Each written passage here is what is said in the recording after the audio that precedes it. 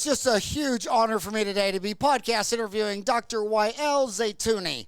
He grew up in Charlotte, North Carolina. He then attended University of North Carolina at Chapel Hill. Isn't that where Michael Jordan went? Yeah. Yeah, another bald beauty, I might add, and graduated with a bachelor's degree in biology. He continued his dental education at New York University College of Dentistry, where he acquired his Doctorate of Dental Surgery in 2014. He returned to his home state for a General Practice Residency at Carolinas Medical Center. He acquired his fellowship in the International Congress of Oral Implantology and is working toward his MAGD.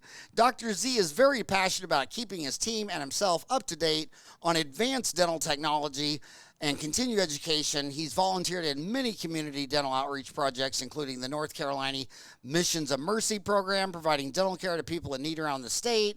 He's also a proud member of the Rotary Club of West Stanley. Keeping up with the most innovative technologies in dentistry, playing sports, traveling, reading, and spending quality time with his family and friends. Thank you so much for coming on the show. I'm a big fan of yours, and you seem to hit the ground running. So what year did you graduate from dental school? 2014? Yes, sir. It's a huge honor to be on your show, Dr. Farran, and I'm a huge fan of yours, so thank you. But I did graduate in 2014, and I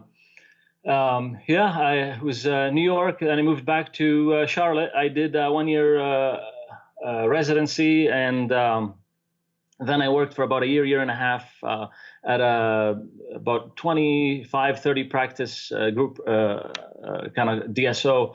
And that's when I decided I wanted to go into practice ownership. And here we are, 2020.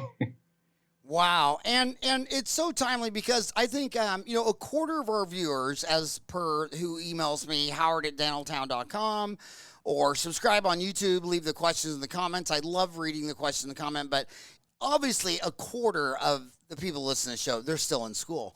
And everyone else is still under 30. I mean, only about once a month is someone as old as me emails me. And it's usually from a hospice or a nursing home, or they're lowering him into the grave. You just got out in 2014, and I was really excited to get you on the show because I want to know since you hit the ground running so hard and fast and successful, what advice would you give to the COVID class of 2020, who this is August 25th. They graduated 3 months ago.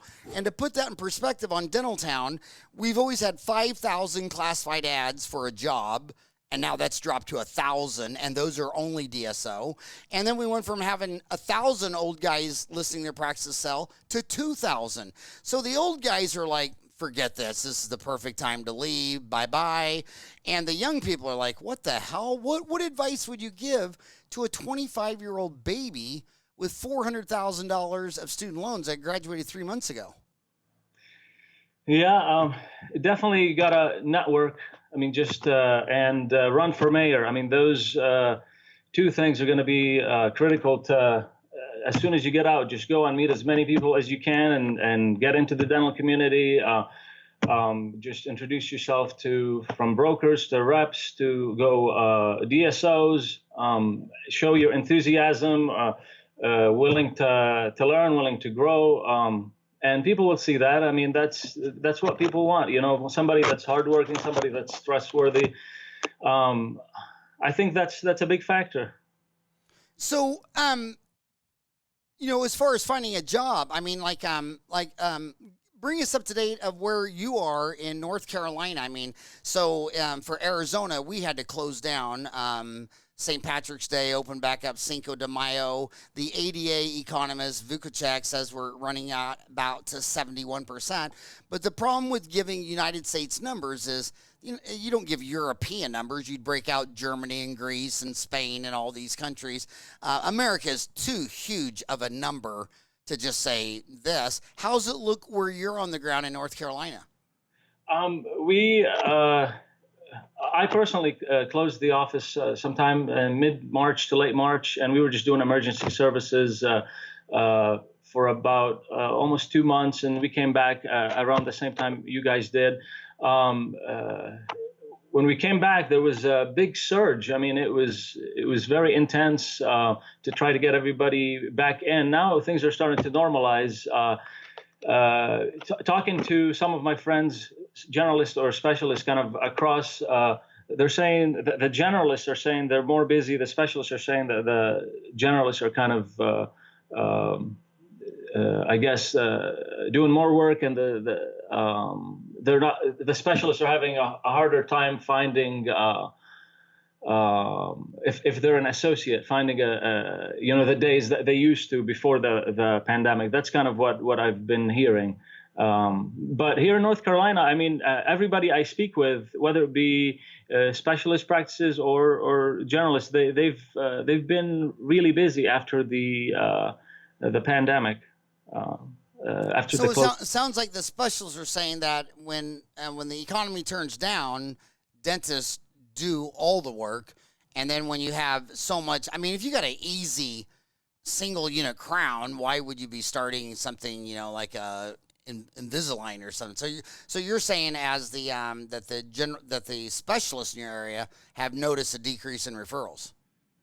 I think so. That, and even kind of like the surrounding states, from some of my friends that I've spoken with. Yeah.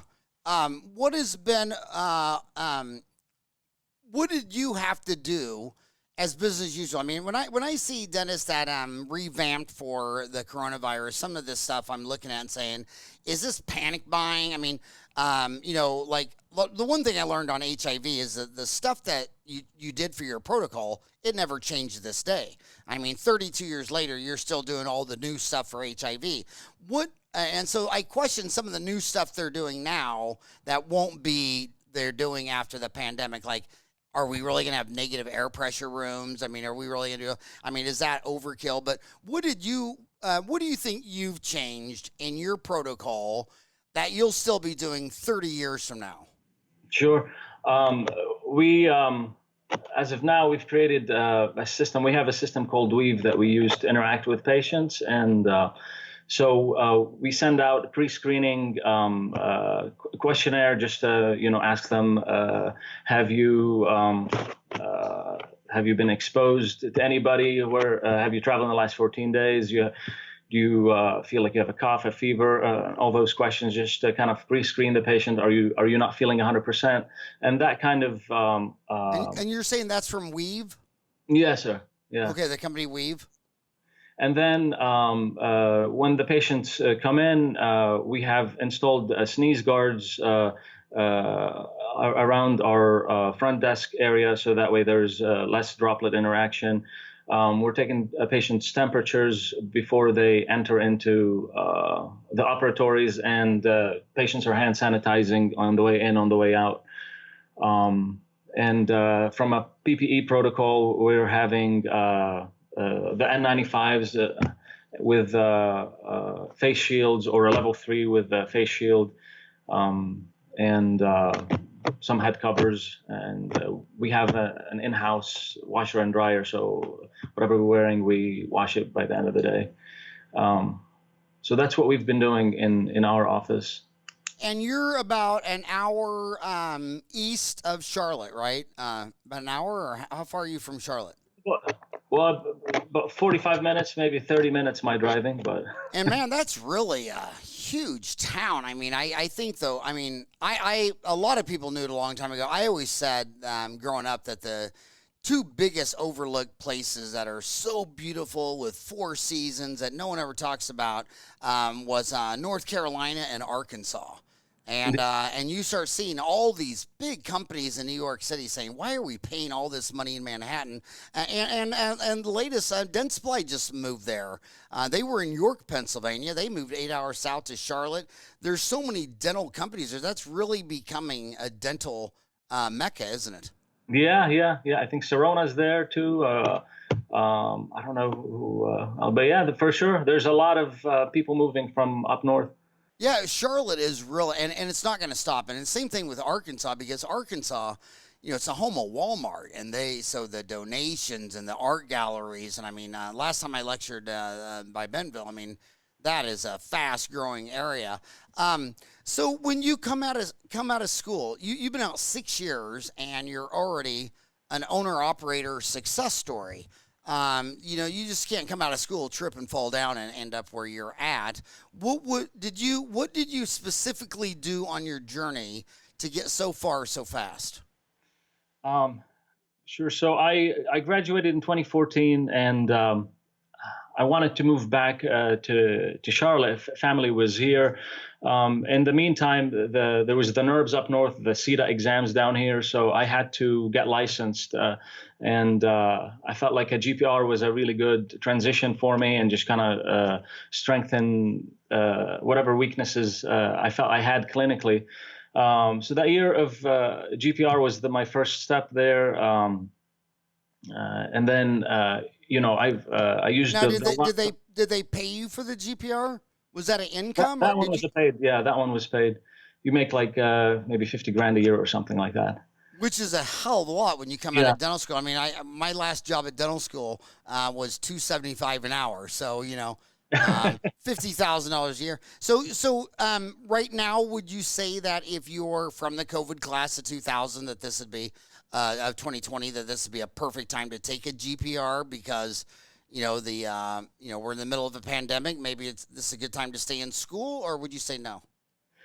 I mean, if you find the right GPR or whatever program, specialty program that you want, and that's what you want to do, I say for sure go for it. You got to just make sure you like the program. You go and visit, and just it's what you really want to do. Yeah, I would say so. Yeah. But getting paid money, that's very different. A lot of people say, should I go back to specialty school? And that's just, like all dental schools, it's turned from a good thing into just an absolute scam where, the tuitions were, 1,000 a year, 5,000 a year, 10,000 a year. Now they're 100,000 a year. When I was little, there was no endodontic specialty, so they finally decided, well, let's make one. It was 1 year, and then the teachers looked at your future earnings, said, no, let's make it 2 years. No, we better make it 3 years. I mean, when are they just going to come out and say you're an indentured servant? We're taking away your passport. We're chaining you to the dental chair, and you're just going to work, and the instructors are going to sit back. I mean, they've kept zero eye on cost. So there's very different between I'm earning 50,000 a year at a residency versus I'm paying someone 100,000 for 1 of 3 years of endo school, when you could actually take every endodontic postgraduate program from A to Z for half that price. And I don't know. And then the other point I want to make on residencies is when you go do a residency in a town of 250,000, you're going to have a lot less rare cases than in a town like New York City of 10 million. And especially in oral path or oral medicine, you need millions of people to see some of these diseases. So I recommend going to the biggest residency in the biggest overcrowded downtown city you can find. For sure, for sure. And I've had some friends of mine that went to some of the GPRs up in Brooklyn and New York State, and some of the stuff they were seeing definitely more than what I was seeing in Charlotte. So I agree with that 100%. Yeah, and they started off with, okay, well, this town got the capital, so we got to spread the love around. So we're going to put the university or the state college in another town. And that was all good at a time. But now as they're getting older, you start seeing like U of A in Tucson, their medical school. They wanted a residency up here in Phoenix. So they come to Phoenix, says, how do you want to miss out on all the rare stuff you can find with 3.8 million in Metro? But I've noticed even KU and K-State are expanding their residencies in Wichita, Kansas, the bigger state. So you definitely want more people. You've talked about many things. You talk about the Triangle Dental Institute. Yes. So that was probably one of my first CEs I took really after residency. So once I finished, I went and I started working at that DSO. I worked there for about a year and 8 months, and I just I felt like I needed to learn a lot. So I just started devouring as much CE as I can, and that's when. Also, I found Dental Town, and I got hooked on that. The 30-day MBA was phenomenal. I mean, thank you so much for that. That was microeconomics, macroeconomics. I mean, hygiene, how to hire, all of that. It was amazing. But the Triangle Dental Institute, was it was about 7 weekends, and it was based in implantology, and that's one thing that I wanted to kind of get into. And after about finishing that program, I got a lot of didactic information from it. I met Dr. Leo Malin, who owns Implant Logistics up in Wisconsin. And he has a program down in the Dominican Republic, at the Dominican Republic Institute. And I went down there for about a week. We did a lot of surgeries for about a week, about implant placement, assisting on, ridge splits and sinus lifts. So it was a really good program to get you in there and get your hands wet and get started with that. Once that's really started, when I was done with that, I did the progressive implant seminars, and those were really good too. That was in New York. That was about a 1.5 year long program, and I was flying up there maybe once every month or two. So you said it was Leo Marlin? Or Malin, Malin. Oh yeah, there it is. So you're talking about all the implants. What made you go start chasing implants? Why not bleaching, bonding, veneers, and Botox? Where did you end up in Blood and Guts Implantville? After the residency, I was very intrigued with the oral surgery part, and I guess I love blood and guts, man, and that's what I ended up. So I ended up wanting to increase my skills, I guess, in whatever made me fearful. So I would just go and take courses and try to get better, get faster, and first get good and then get faster at good.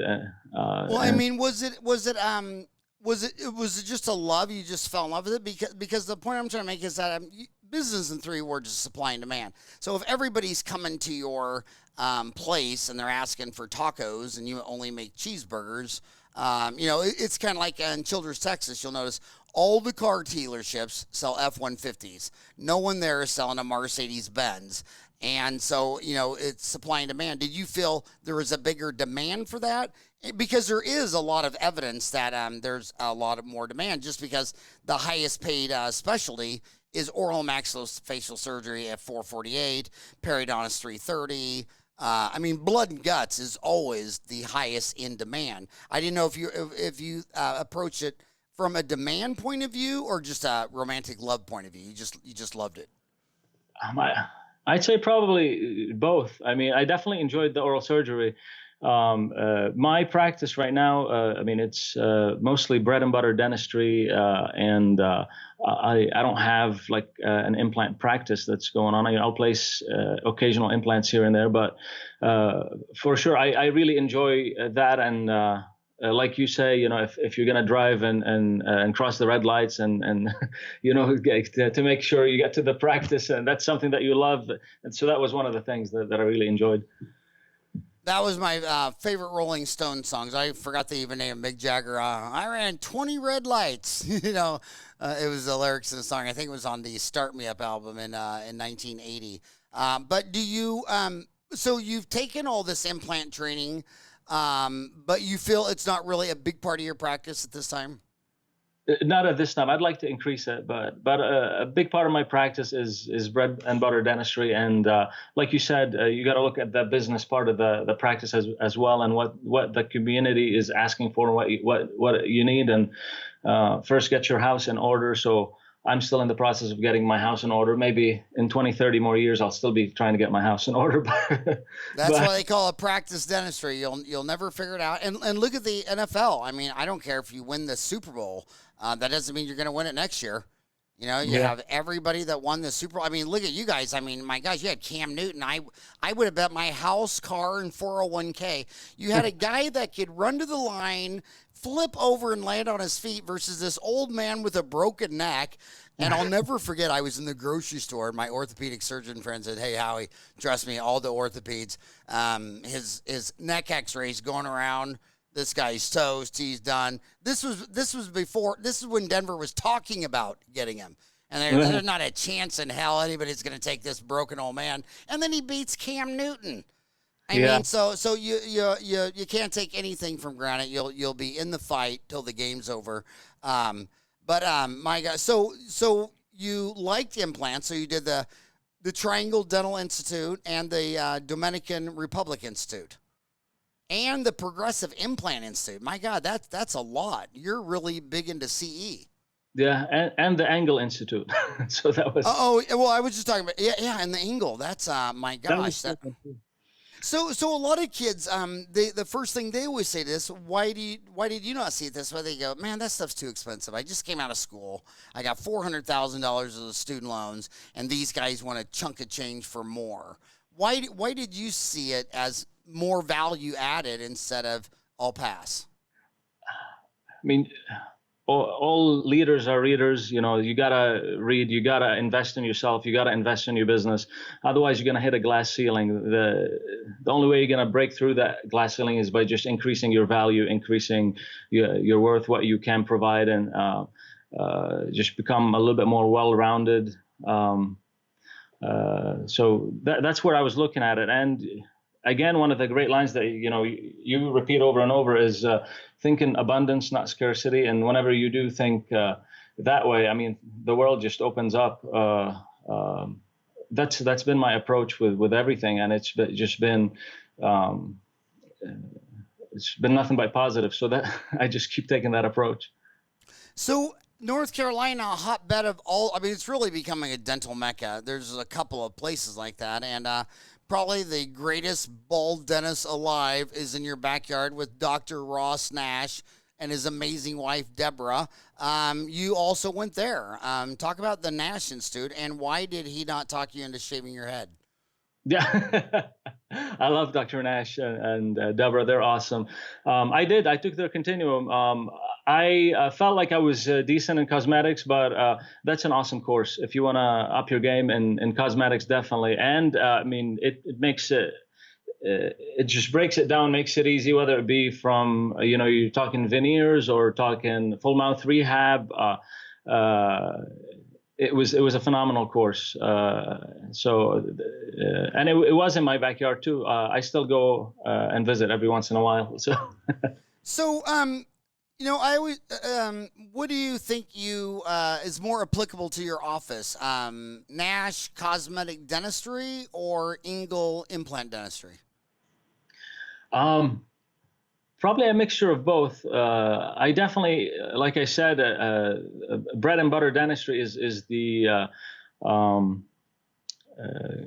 main thing that my practice kind of runs on, and it's really good to increase the tools in your toolbox, by learning cosmetics, learning full mouth rehab, learning implants, and then just putting it all together. If all you have is a hammer, everything is a nail. But I want to take a deep dive into what we're saying, because it's not confusing to old people, but the young people might be mixing up the messages, and that is, there's two things we're talking about. Whenever you find $1 million practice, where they're doing $1 million, overhead's under 60%, the owner doc's taking home $250,000 more, the staff, the new girl's been there 7 years. It's always a bread and butter office, getting people out of pain. They do about 7 root canals a month, but there's the simple ones. They do extractions. It's a must. They can get people out of pain. If they can't do the molar, they can at least get it out of pain and get it started. And most of the revenue comes from basic crown and bridge fillings and treating kids. So then people say, well, why do you recommend all this continuing education? Because if you do the same thing all day, every day from 25 to 65, you're gonna go jump in front of a cement truck. So I always say every 5 years, pick something new. And I don't care if it's sleep medicine, TMD, I don't care what it is. And it's great for your mind. It's great for cross training. But if you really think you're going to make a living just doing veneers or sleep apnea or whatever, you may. But we're not talking, it's not all about you. We're talking about the country, the world. There are 8 billion people. There's only 1 million full-time dentists that have been trained somewhat like us, and then there's 1 million people that are the dentists, regardless if they've had any training, just because they're, in a small tribe of 5,000 out in the middle of nowhere or whatever. And so it's great to cross-train. It's great to stay motivated. Carl Misch says that the reason he was the greatest implantologist is because he was a prosthodontist first. And what got him interested is when every time an overdenture, every time the implant would break from an overdenture, they'd always blame it on the implant. And Carl's looking, well, that was the worst bite in the world. I mean, this was designed to break. So the best way to learn dentures is removable, is to learn fixed. So it's all cross-training. I love it. Orthodontics is a must. Almost everybody I know that went through a whole orthodontic curriculum within 5 years quit doing ortho, because I can go over here and do a crown for $1,000. Why do I want to start this 2-year case for $5,000? I mean, if you got more lucrative alternatives, you would take it. But bread and butter is going to make you the money, and that's just doing the basics of having the right people stay with you a long time, all that kind of stuff. Is that how you kind of see it? Do you agree with that? Is that how you see it, or is it different for you? Sure. And I've heard someone say, first specialize, then generalize within general dentistry. And the idea was, like you're saying, first get good at the basics, what runs the practice really good, and then after that, start picking what you like. Every 5 years, pick a new skill that you want to approach and try to master. And if you like it, great, add it. And if you feel like it's not something that you want to do long term, build a really amazing team around you, whether it be your staff, which is an integral part of the practice, or and your specialists. I mean, to call them, to go out with them, just be there for each other. That's what it's all about. That is great. So you did 3 in implants: triangle, Dominican, progressive angle. That's 4. Then you did Nash for cosmetic dentistry, and then progressive orthodontics. That was my big pet peeve with cosmetic dentists when I got out of school. You go to the state convention and be the biggest name in dentistry, and be some girl with a little crowding, a little rotation, and you're like, yeah, that could be fixed. That'd look nice. Then the next slide is they're all prepped for crowns, and the lower, especially the 4 lower incisors, it looked like 4 kernels of rice. I'm like, whoa! I mean, I almost fell out of my chair. I was like, God, we went from kind of make it look nicer to we just complete. So it's so refreshing to see how now you cannot be a cosmetic dentistry if you can't unravel that mess, to do less preps. If you can't do clear aligners, 6-month ortho, if you can't do ortho, then you're not a modern day cosmetic dentist. Do you agree with that or disagree? Or sure. I mean, there's some, you want to treat your patients the way you want to treat yourself or your family. You just think about what you see in front of you, what you would want to do if that's your son, your daughter, your mother, and just take that approach. That's kind of what I think. And I think if you can't do it, refer it out and then do what you need to do afterwards.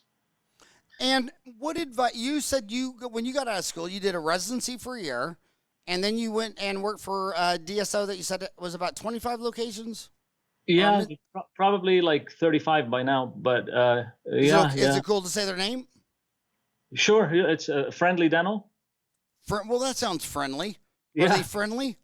They were awesome. I mean, I went there and I worked my butt off, and they were amazing to me, and I learned a lot. And who's the founder of Friendly Dental? I think. But yeah, go ahead. Doctor what? Greg Cohen. Greg Cohen. And what advice would you say? A lot of kids have mixed messages about getting a job for DSO. I tell them, well, first of all, right now it's your only option. So when something's your only, when you come home from work and the only option for dinner is on your plate, that looks pretty damn good. And, now if you put that next to a cheeseburger and a beer, now I'm sure it looks pretty bad. So what would you advise the kids in trying to get experience at a DSO? It's a great place, whether to start or if people that's the avenue that they want to continue with.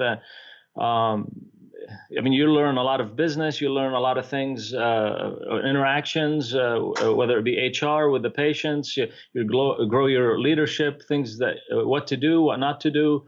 I think it's a wealth of information. Everything that you do, if you can grab a pearl or two from, I say go for it. Yeah, and here's Greg, where when you work for him, you think he had 25, now he has 35. How could you not learn? I mean, there's only two elements of healthcare. There's business and there's the art of dentistry.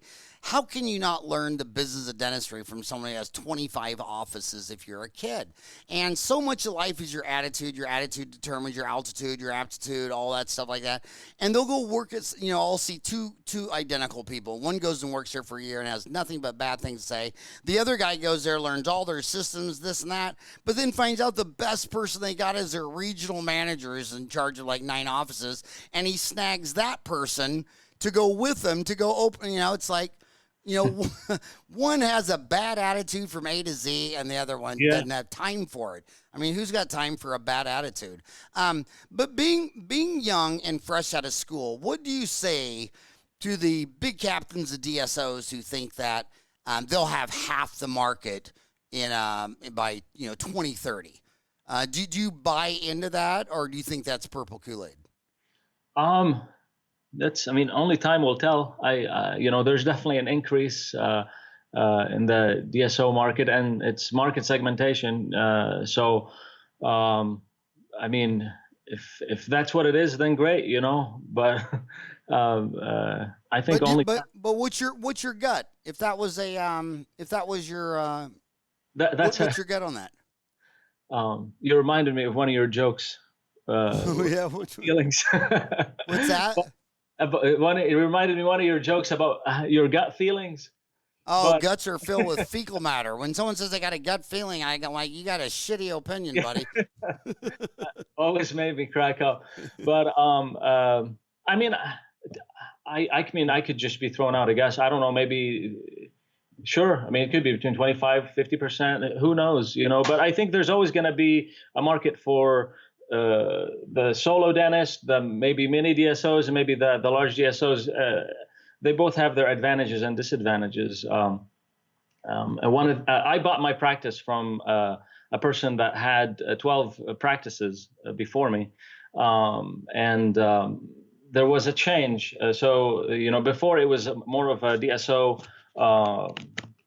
system, so they had the systems down, all that. And when I first started, I went and took a business course. I forgot what the name of the course was, just to kind of help me with the front desk and insurance and all that stuff, which now I outsourced. It's a lot easier. But who are you outsourcing that to? So I have actually the DSO guys that I bought it from. They have a call center and they do that. So they help me with that. And what was that? So you bought your practice from someone that was winding down. Why were they winding? Why were they spinning off a location? Did they buy 2 groups and had some overlap? That practice had. It's more of a rural area, and I guess it's not too rural. It's 40 minutes away from Charlotte, but they were having a hard time finding dentists to stay in that practice long term. So there was a revolving door of dentists. And before I bought the practice, I went around town, in the restaurants. I was asking them about the practice, and the biggest thing they were saying was that every time they go there, they saw a new dentist, and that's the only turnoff that they had. So I think when I came in, and I've been there now for about 3.5, 4 years, patients, including myself, everybody likes continuity of care. So when we're talking about DSO versus solo dentist, I think there's always that market for both. So you just said what they say all the time. So you're in Locust, North Carolina, and it's only right now on Wikipedia it says population is only 3,200. Yeah. Is that right? That is, yeah. And how many dentists are there? 2. Okay, not to be too. You and one other person. So rural, a city is always half the draw. That's a great rule of thumb. So a city of 3,200 would have in the city limits of Locust would have a draw, because in those small town areas it's very common to, it's no big deal to drive half an hour to go to the store. So that'd be 6,200, and there's 2 dentists, so that'd be a dentist for every 3,000 people. And all the DSO captains of industry have told me on this show that they can't go to those small areas, because when you come out of school, that's the time of your life where you're looking for a mate to go build a nest with. And who's going to go look in a town of 3,200 if you got a big old town of Charlotte or whatever? So they exactly what you said is why they're all getting out. But it seems like the only people that go there, they already have a family. So my next question, you might be a little too personal, but did you already have the wife lined up before you chose a town of 3,200? Well, we were in a long distance relationship for about 3 years. My wife's from Canada, from Alberta. So yeah, I guess. And then I got married in the midst of me acquiring the practice and all of that. So it was a busy couple of years.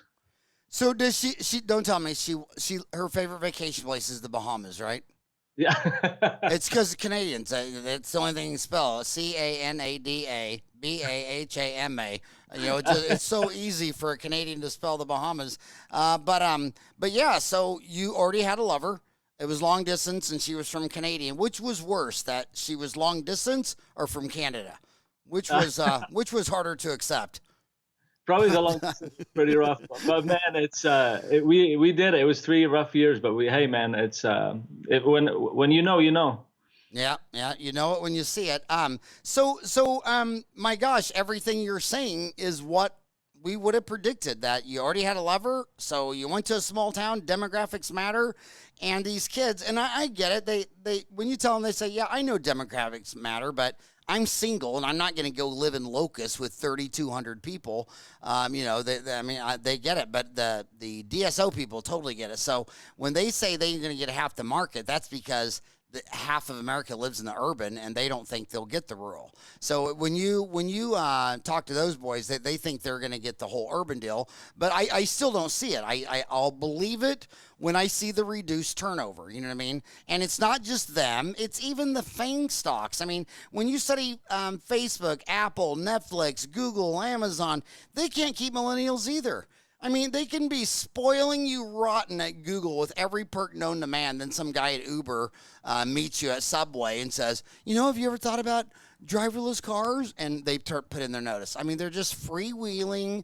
Whereas their dad's, like my mom's brother that lives out here next to me, he got a job with Mobil Oil when he was 16, and he retired from Mobil Oil when he was 66. He had one job, one wife. I mean, that was the way they acted in those days. And it was all about, what's best for the country and the company. And, you were the last thing. Now it's all about me. And gosh, I've been doing this programming for 2 years. I'd like to learn to program Uber or driverless cars or SpaceX rockets. They just jump around, and that's the only critique I hear out here in Phoenix. Well, every time I go in there, it's a different dentist. And it's the same with private practice. I mean, you meet a kid 5 years out of school, they've had 5 different jobs, and it's just hard to build a business. So you're in a town of only 3,200. So the smartest thing you could do is, if that other guy ever decides to retire, M&A activity, buddy, mergers. In fact, that's what drove up the cost of healthcare so much in the United States, is the FTC not doing their job. Everybody's asleep. And in all these small towns across America in the last 30 years, everybody was talking about an MBA school in 1998. This town's only 250,000. It only had 2 hospitals, and they merged. Well, what's that going to do to the price of everything? I mean, and they just, it was all in the rural America, all the M&A activity. So now every place in rural America has one monopoly in healthcare. And that's why when the poor policeman says, I think we better get a helicopter to pick this, the helicopter ride will be 15 grand. There's just no competition. Yeah. So if you bought out the only other guy in town, I mean, that's what healthcare has done for 30 years. So do you feel like you're in a town of that small, you're exempt from DSO competition, right? I don't know. I mean, do you really think Bob Fontana is going to open up an Aspen Dental in a Yeah, town of 3,200? There's yeah, not a chance. yeah. I don't know. Yeah, maybe. Yeah, that's good. So I don't want to get too personal, but how was your student loan debt and how's paying that back? Because that's the big fear when they're in dental school. They're like, how am I ever going to pay all this back? Do you feel like you're ever going to pay it back? When I first graduated, it was probably giving me, along with everybody, ulcers. Thinking about it, and then you start, listening to shows like you and talking to people ahead of the game, and things in the long term and big picture are not so bad. I did graduate with about $460,000 in student debt from NYU, and by the time 460. Yeah. So that's more than 100,000 a year. So that was your undergrad too, then, right? That was everything. That was no, just New York. I had my undergrad paid for. I work and stuff, but by the time maybe with some interest at the time, but by the time I started having the capability to pay down my student loans, it had accrued to about 600,000. During that time, I was working at the DSO, saving money, talking to the banks to show them my capability of being able to produce enough to buy the practice, and show them that I have some liquidity, and that helped me with the acquisition. Once I did acquire and was about 1 year out, that's when I decided to hammer the student loans, and I just started throwing big chunks at it. I'm almost done with it. I have, a little bit left, but I'm holding on now just to see how the market is going to be in the next year. So we were talking about that you bought a practice from a DSO of, what'd you say, 12 locations, spinning off this one because it was too small when they couldn't find doctors. I mean, you'd have to go there and live there to want to work there. And did that person have to do that in other locations? Are they more successful operators in big urban areas as opposed to the rural? I think so, and they're getting into mobile dentistry. That's what they're doing, and so that's their game. Is it on-site mobile dental? I think so. They go to all these nursing homes and stuff, and now that I was talking to them, and that's been affected because of the pandemic, and so. Yeah, and all that's based on reimbursements. I mean, they only go to nursing homes if there's a Medicaid bill.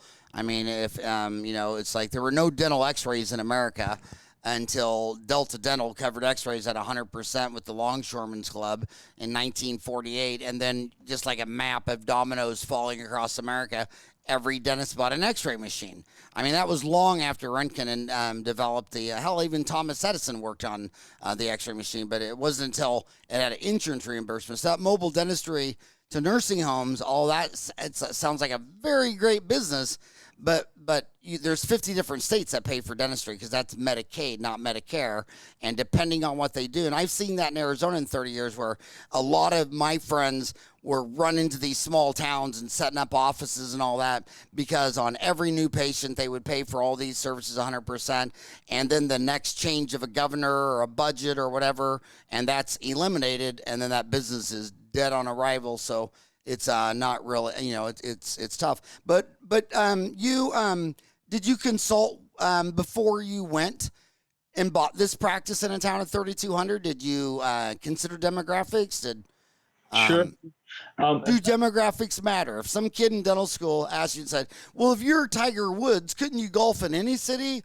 What would you say to that? Do demographics matter, or if you're Tiger Woods, it just doesn't matter? You just go anywhere you want. Demographics absolutely matter. And again, I love your line. If you don't believe so, go down to Zimbabwe and open up and see. But for sure, there's so many different demographic and psychographic groups out there that you can use to study the area and like I said, build a strong team around you before you make a move like that. I had a dental attorney, I had a dental CPA, and their groups as well. So never be the smartest person in the room, and always have people to you can call when you need help with whatever you need to, especially, when it comes to, leasing contracts, when it comes to, negotiating business pricing. For sure, you got to, demographics do matter, and build your team. I mean, when you realize that they think over 120 billion humans have come and gone before us, and to think of how many of them stuck their tongue in a light socket and wrote about it, why do you need to do it again? I mean, you know what I mean?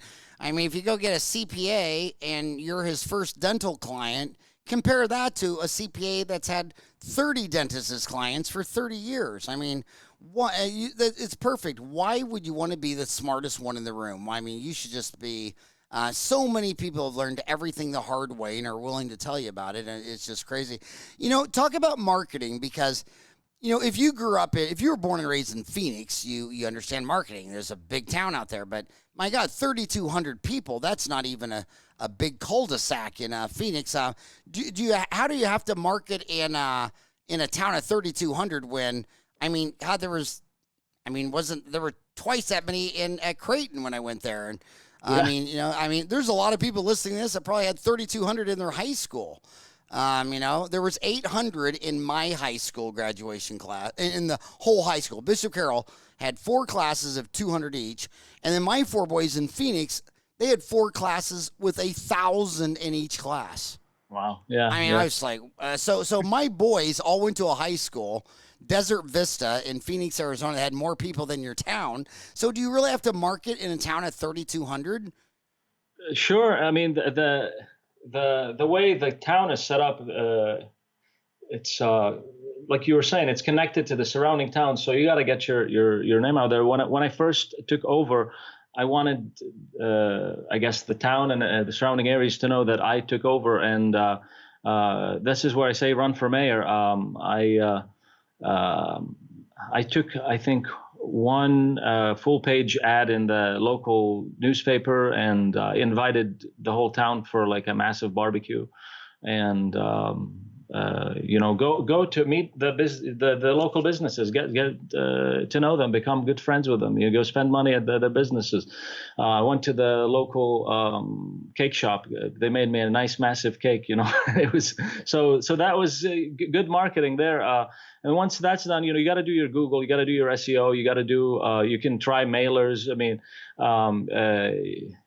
Just go out, meet and greet and shake hands, and join the Rotary clubs, and join, and help out your community, and think in abundance, and it'll come back tenfold. And what are you doing? How long have you owned this office now? How long has this office been up and running now? So originally it was built in '78, and the original owner passed away in the '90s. His wife was still the landlord. I purchased the real estate from her a year or so ago. But then after that, there were 2 dentists that came in. I took it over in March of 2017. And so now, how are you marketing now? I mean, 3 years later, what are you seeing works for you? Because it's not every day you get to hear someone from a town of 3,000. So what works in a town of 3,000?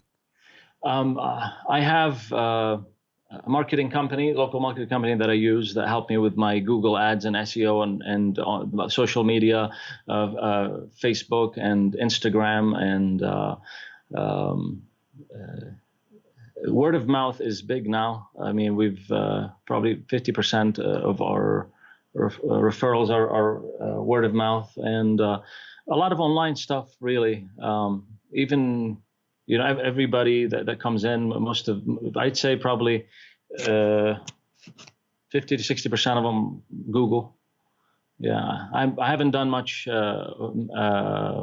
mailing. I've tried it a few times, but I've kind of stuck to what I've been doing, and it's been working. So direct mail. So when you say mailing, was it a direct mail? Was it a coupon pack, or was it a letter, a postcard? It was a direct mail. A nice postcard, just kind of explaining about our practice. And you didn't fill any return off that? To be honest with you, I probably didn't track it as well as I could have, but I didn't feel as good of return as everything else. So you tried direct mail. That wasn't very good. What has been the best, do you think? For me, probably online and social media and just I mean, give a good patient experience. When they come in, I mean, they tell their friends come. I mean, just treat everybody like you want to be treated, and people, will come. It may take some time for you to build the word of mouth, which we did. It did take us about 2 years, maybe 3 years, but I think that in combination with online is powerful. I love the pictures. I mean, your staff looks so happy, and I mean, it just looks. I mean, it does. It looks just warm and friendly and fun, and I mean, it really does look good. So, what business technology, or what technology are you using? Let's just talk about technology because these are always big ticket items. I mean, if you come out of school $400,000 in student loans, and all of a sudden you start saying, "Well, buy a CAD cam," well, that's $100,000. Buy a CBCT, that's another $100,000. Buy a Lanamp laser, 4 purchases and you doubled your student loans. So what technology are you buying that you thought was a return on investment and you're glad you bought it? And what technology are you looking at it and say, I'd rather have the money, I'd rather have the cash back?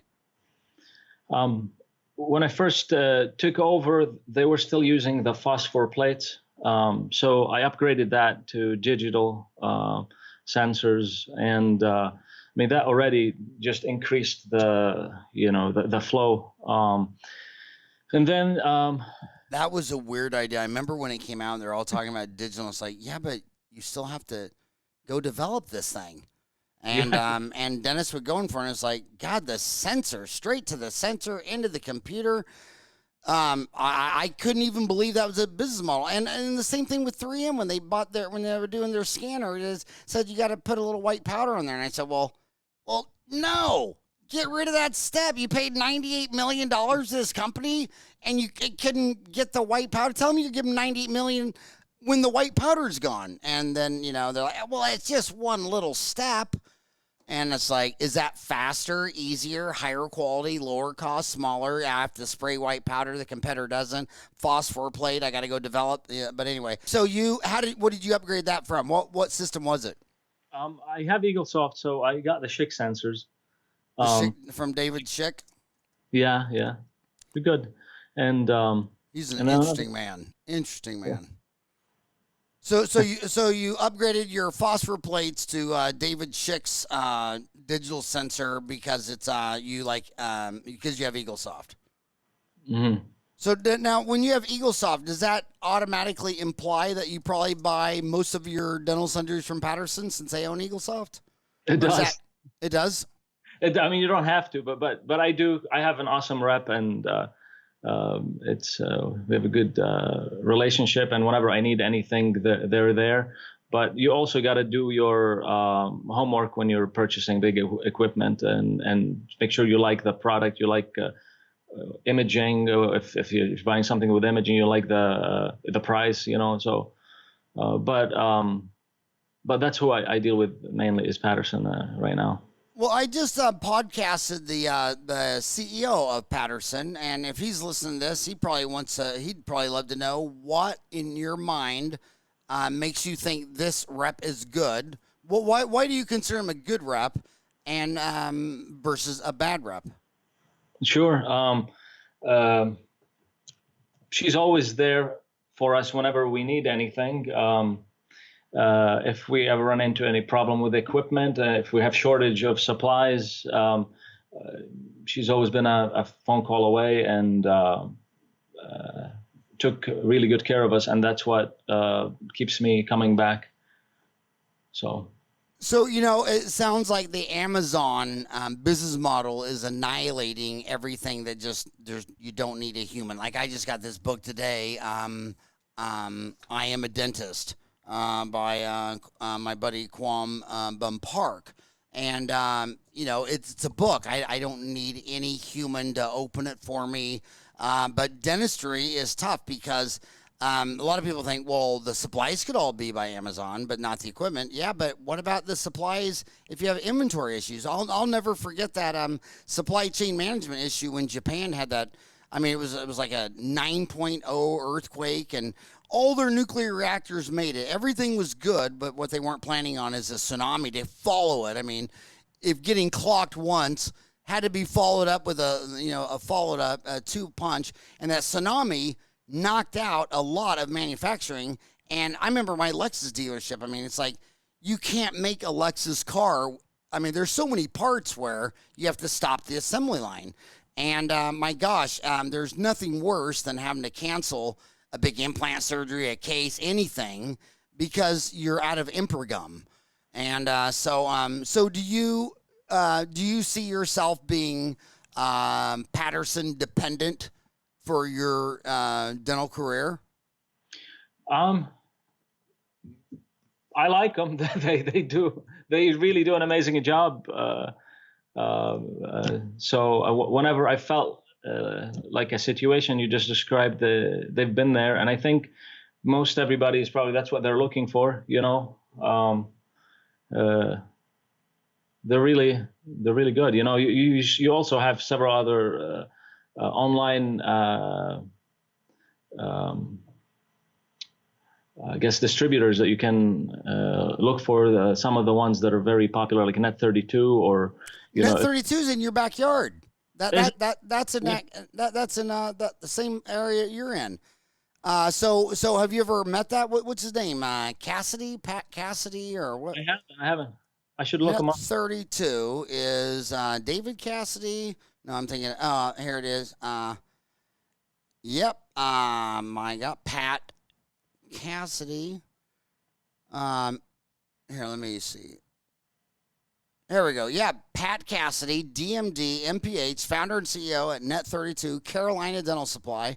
So that's right in your backyard, and so he's right in your backyard. But you've never shopped on Net32. I have. You have? Yeah. But I haven't been to the facility. If they're close by, I'd love to go and meet them and get to know those people too. Well, they're in Cary, North Carolina. So how far is Cary, North Carolina from you? A few hours. Oh, a few hours. Okay. So when you bought on Net32, like what percent of your supplies are you buying from Net32 or his Carolina Dental Supply? Net32. Net32. That's the brand. So on Net32, what percent are you buying online Net32 from Pat versus from Patterson? Probably about 5%, maybe if that, from Net32. And so do you buy that do you order that yourself, or? I do. If something from Patterson is back ordered, or if I want something quick, or if I want something that I can wait on and I can save on, and I have some time, I have patient cancellation, I'm sitting down, I'll sit down and I had a rep. She was so good and she hustled so hard, and she'd always tell me, Howard, I don't care what you buy from anyone else, but can I order for you? Because I just want to know what the hell you're ordering from other people so I can start to figure out the why.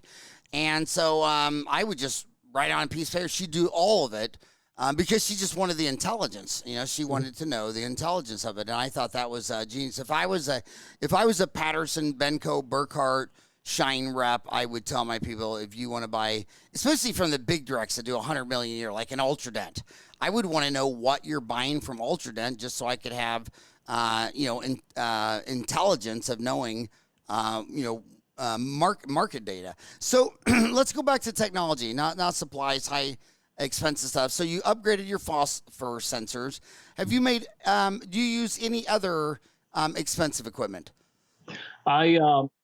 The first thing I also did, maybe about 6 months in, I installed, we had only one computer kind of at the back of the patient. So I installed TVs where they can stare at the screen, so I can, and I got intraoral cameras for every single room, and now they're pretty cheap. I use Mouthwatch. They're pretty good and they're pretty cheap. I have 2 Lenzioras too. And I think, we do sell the invisible, so you want to try to selling the invisible visible, and that's what helps out a ton. I mean, if you're trying to explain a crack that's running on the pulpal floor to a patient, it may take a very long time, but if you show them, a picture is worth 1,000 words. So that was my next step. And then that's when I was starting to get into implants, and I got a CBCT, and I actually upgraded it.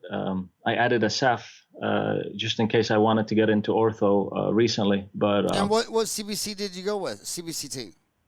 Vatek. Vatek, Korean. Yeah. Yeah, that's a good machine. So you bought the Vatek. What'd that cost you? That was the upgrade, probably 120, 130. And then you upgrade it for a Pano Ortho for CEF for ortho. Pano Ortho CEF CB. Yep. Yeah, and how many times? I don't like I say I don't want to get too personal, but like how many implants or ortho cases a month are you doing for this $120,000 machine? I mean, would you say you place one implant a month and start, or would it be one a week, or what do you think? Yeah, I'm starting my ortho career, so I still have not done many ortho cases.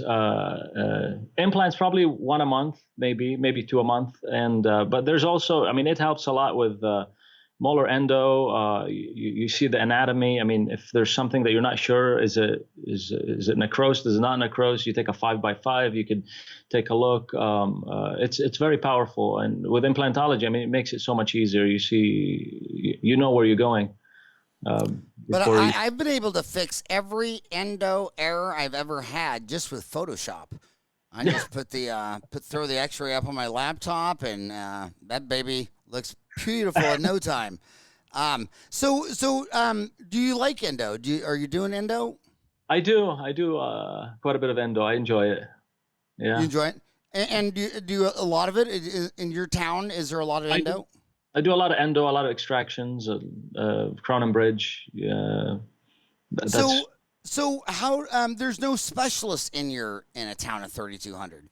How far away are the 12 specialists recognized by the ADA? Between 20 minutes to 40 minutes. 20 to 40 minutes. And when you add a barrier to entry of a 20 to 40 minute commute to another place, what % of the time is that a no deal for the patient? Is it a factor? Is it not a factor? Is it only a factor for, like, say, older versus younger, men versus women? Is there what does that feel like when you're a small town doc with no specialists in your town? Most patients like the one-stop shop. I mean, they can we get it here? And that's their question. Can we get it done here? Yeah, sure, we can. Oh, okay, that's amazing, But sometimes you run into things that is too complex, and we just tell them, hey, it's only 15, 20 minutes away. This is the team that we work with, and they're amazing. They're going to take amazing care of you. But definitely, it had made me want to strengthen my skills in endo, in oral surgery, and just from a perspective of helping the patient out, and from a business perspective as well. Because whenever I hear orthodontists say that, or specialists say this, it always rubs me the wrong way, because I grew up in Wichita, Kansas. And, they're always, you always hear it in big towns like Phoenix and LA. Well, if you want to be an do ortho, be an orthodontist. Okay, well, you just told half of America to go fly a kite, buddy. I mean, there's 12 specialties: oral surgery, endo, perio, pediatric dentistry, orthodontics, prosthodontics, dental anesthesia, oral facial pain, oral medicine, oral path, oral radiology, dental public health, and these dental schools are charging $100,000 a year for 4 years, while they suck up to these specialties that say, well, you don't need to teach them my specialty. They need to do, and these American taxpayers are funding all this excess largesse in the universities, and then the universities don't care about the rural America paying taxes. They care about, some specialty association that tries to get all that education out of the curriculum so that everyone refers. And it's just gross. I mean, you should have the patient comes first. End of story. I mean, it's just like Google's motto is first do no evil. Okay, that if you can get that right, you're really doing good. And if you can add first do no evil, like a Hippocratic oath. First do no harm. Well, you just really push healthcare way into the future if you can just get all the doctors to first don't do any harm. And then second is, my gosh, there's exactly as many people living in your town than in the big town. And, I don't think the universities understand that you got to be the true meaning of a public health dentist is that any dentist in America can do triage, emergency triage. That doesn't mean, catch the fish. I can get you out of pain. I can pull the tooth or start a root canal. I can't cook, clean, and eat it, but I can triage you and reduce this emergency from acute to chronic. And I believe so many dentists can't do that. And they're all in big towns because you learn real quick in a town of 3,000. You better suck it up, Buttercup, and do something because there's not many substitutes in the marketplace. So are you good? I mean, do you feel like you can get anybody out of pain? Sure. With an extraction or an endo? I think so. Probably, I would say 99%. 99%. And which specialist do you refer to the most? Oral surgery, some endo, sometimes oral path. And when we say oral surgery, is that because it's for wisdom teeth that you don't want to take out, or is it because they want it with IV sedation that you don't provide, or why would oral surgery be number one? Probably the majority would be IV sedation, and then there are some that I feel like maybe the oral surgeon will be better equipped. I'm trying to get to your level where I can remove all four in 20 minutes. Well, if they're all, once they're all numb, I mean, 90% come out 1 per minute or less. And, but that's just my, I just think I do that's enjoy that a lot. Yeah. Now, do you do pediatric dentistry? I do, but not so much. We do have a local pediatric dentist right next to our practice. So that's the other dentist? No, that's actually a third one that I forgot to mention. Okay, so you had two general dentists and then one specialist. Yes. So do you refer most of your pediatric dentistry to that person? We do. I mean, we if the patient is cooperative and everything is going well and they get numb, like you said, we usually take care of it because usually if the family's coming there, they don't want to go somewhere else. But sometimes we do refer, and they're awesome too. They treat them. So are you friends with a pediatric dentist? I am. When he came and he opened maybe 1 year after I did, and he had an open house, and I went and had lunch with him. So did you ask him what went wrong in his life that he just wanted to hear children scream and yell for the rest of their life? I mean, God, it must have been god awful. Could you imagine the event that the post-traumatic stress would be? I just got to be a pediatric dentist. Again, I want to ask you, you look like, I mean, the last word I'd use to describe you would be fearful. I mean, you just don't look like a man that lives in fear. I look at these kids, and, I graduated May 11, 87, had my practice open September 2087. My gosh, it just seems like it takes them 5 years to decide to open up their own. It takes them 10 years before they're like, really, you want me to lay a flap and place an implant? I mean, it's just so. I look at people and it's like, all the answers are on the internet. I mean, my God, I don't know what question you have that you couldn't find on the internet. It seems like the biggest impediment to personal success these days is with my homies is just fear. Do you agree? Where does that come from? Did you used to suffer fear until something happened? Why have you lived with less fear? I probably have had and continue to have a lot of fear but as soon as you blast through the fear, there's bliss. You just gotta. man up or woman up and, and just do it. Just make sure you don't take risks they're not calculated. Whether it be business wise or go get the knowledge that you need to do whatever you need to do. Get the right people around you, and if some things may not happen the first time, may not happen overnight, but persistence is key, for sure. So you have how many kids? You have 3?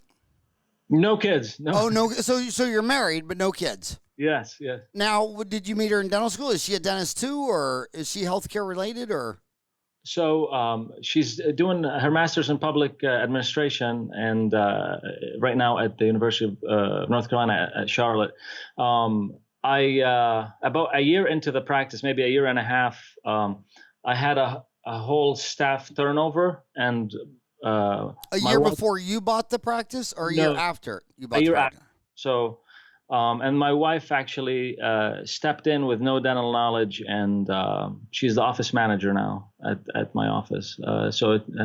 We trained her for about a month or so, and she hit the ground running. And she's finishing up her master's. So that's what's going on. So HR is the hardest, and everybody. I mean, it's people, time, and money, and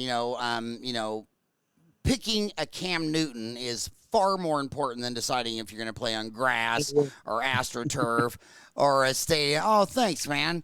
Or a stadium. I mean, HR is everything. And you had an HR event. What will you talk about that? I mean, did the whole staff quit, or did you fire the whole staff, or what happened there? What lessons did you learn from that event? Sure. When I first took over, I was the youngest in the practice, and talk about fear. I mean, to stand up and and be a leader when you're doubtful and all of that. Definitely all those feelings. I mean, rush through, and you're just trying to go through it. And about 6 months into it, I kept everything the same, just to kind of learn the systems, see what's working, what's not working before I start tweaking things. I started by telling my staff that I want to implement systems and I want to do training. And I had one of them came into my office crying, and I'm like, what's going on? And she said, I can't do it. I said, that's okay. You don't have to do it. And then she left a couple of weeks after, and I had another assistant that replaced her. So that was my first turnover about 6 months into the practice. The team that was there originally were very sweet, but I feel like that it wasn't run the way I wanted to run it. As time went on, I had about 4 other people. One of them we didn't get along, and maybe another 6 months, and she was gone. And then within 2 weeks, my office manager and my insurance coordinator just gave in their notice back to back. That was a crazy week, but if you have the team around you, which I have, my dental CPA has a dental consultant company which includes HR in it, and they do my payroll, they do my. So I just tried to take as much off my plate as possible. They helped me through the rigorous time, just finding the right people that I needed to find and putting the right people on the bus, making sure everybody on the bus is going in the right direction and in the right seat. That was my process. Going through all of that, there were some sleepless nights, but now it's made me more blunt and more I guess less fearful of, and just if there's something that needs to be said, I just say it. Now, that being said, love your staff. That's right now my team is amazing. And we're all family, and we work hard together and celebrate together. So who's your dental CPA? It's healthcare management. But they healthcare management. But is there a specific guy that does a bunch of dentists there as a dental CPA? The one of the partners there is Tom Lobline. Tom Lobline. Yeah, he's the president, I think, of the company, and one of the first people that I met on my journey. So you're using a dental CPA from healthcare management. Are they out of Charlotte, North Carolina? I think Salisbury. They might have moved. I'm not sure, but Salisbury, North Carolina. Let me dental what they're in North Carolina, you say? Yes, Salisbury, North Carolina. Okay, let's see if they show up. Healthcare management. And there's another name that they go by is the dental CFO. Oh, Thomas Lowbrain. Yes. Okay, so he's out of North Carolina. So, is he part of? Yeah, meet the dental CFO team. I mean, that is such the best thing you did. I mean, that is the best advice. I mean, these dentists, I love them to death, and I say, well, why'd you pick that guy? Oh, he's from my church, because they're thinking, okay, you know, he's got a referral, he's got a reputation, he's not going to lie, cheat, and steal. That's all true. But he might not know the difference between a root canal and a coronary artery bypass graft. And with the accounting that we have going on these days, I mean, you have to know the art of it because the data is so poor, all that kind of stuff. And then you were also saying that, so kudos on that brilliant move. And then you were saying the guy you bought your office from, you're using their call center. And, right? I'm using their insurance verification. And that was Greg Cohen's Family Dental Group? No, that's another company. Oh, that's another company. So what's the company that you bought yours from that offers the insurance service? I'm Desk Dental Management. Desk Dental Management? Desk, D-E-S-T. D-E-S-E, Desk Dental Management. And the only thing you use from them is insurance verification? And some help sometimes with AR. An AR. And AR meaning what? The forms, or what exactly in the HR are you using? Just making sure that some of the collections that are taken care of from a collection standpoint. So do you feel that you might be outsourcing to some of these people because it's more challenging to find employees in a town of 3,200, or do you feel you use these people because they're just better at it? It's their core competency. They're better, faster, easier. Yeah, for sure. They're better, and it just takes a big load off of the practice. So that there's more focus on the patient. The flow is better, is easier. If I can, the more hats I can delegate, the easier my life can be. When I can. But I love the fact that you're because the DSOs, they all are exporting those tasks, things like that aren't value added, et cetera, et cetera. My gosh, I can't believe we went over an hour. I'm going to go through the rest of my questions I had for you. Do you find that in HR that maybe your wife's better at it than you, or are you better at it than your wife? Do the staff, talk about that, because it's the most important part of every office, hands down, HR. How do you divide that up with your wife, since you're, married with her and running the same business? We function as a team, and whenever there are decisions that need to be made, you just sit down and go over them, and then you present to the team of any changes, anything that's going on. If you want to discuss things with the team, it's good to have meetings every once in a while, just to keep everybody on the same page. If you see the team members doing well, thank them, be gracious. That goes a long way. Just to hear a thank you, when you make some money at the end of the month, if you feel that they deserve it, then share. I think that'll help. So I can't believe we're an hour and a half. But so ending, what are you most passionate about now? What's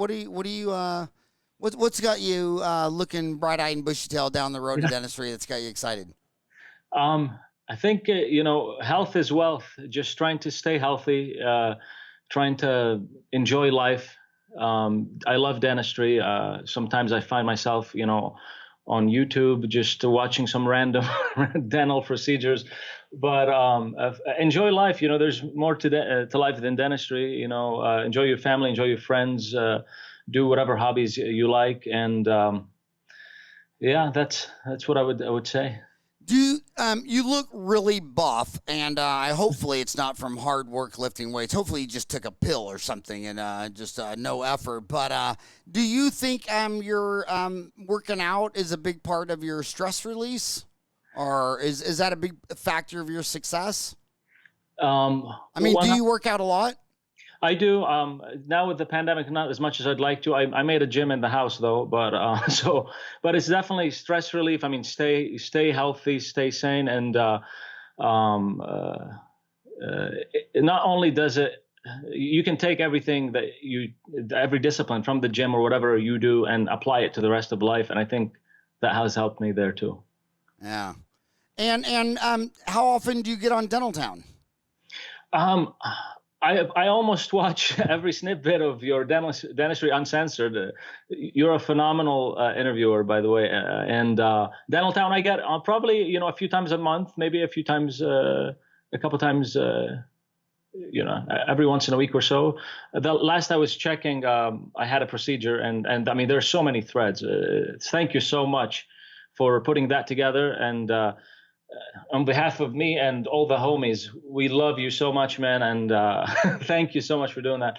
I'd love one day, once all of this is behind us, to go grab a cheeseburger and a beer with you and shake your hand. Well, let's do it, man. I can't wait for that day. My gosh. And what was the town Locust named after? I assume there was a plague of biblical proportions and they had to rebuild the city on top of the dead locust. I had to research that. It's actually the locust tree. Oh, the locust tree. I love studying. Could you imagine these cicadas where some of them, come up every 2 years, some 5 years, some 7 years, some every 19 years. Could you imagine being one of those poor bastards and you decide to come up after 19 years in 2020? It's like, when are you going to the surface? I'm waiting for a pandemic. But hey, thanks so much for coming on the show. I know the young kids love it to hear someone 6 years out instead of someone, 306 years out, and congratulations on all you're doing, your fellowship and the International Congress of Implantology, just everything you're doing. You're an inspiration and motivation to those kids in school that this can be done even now. So thanks so much for all you do, and thanks for coming on the show. Thank you so much, Dr. Howard. It's been an honor.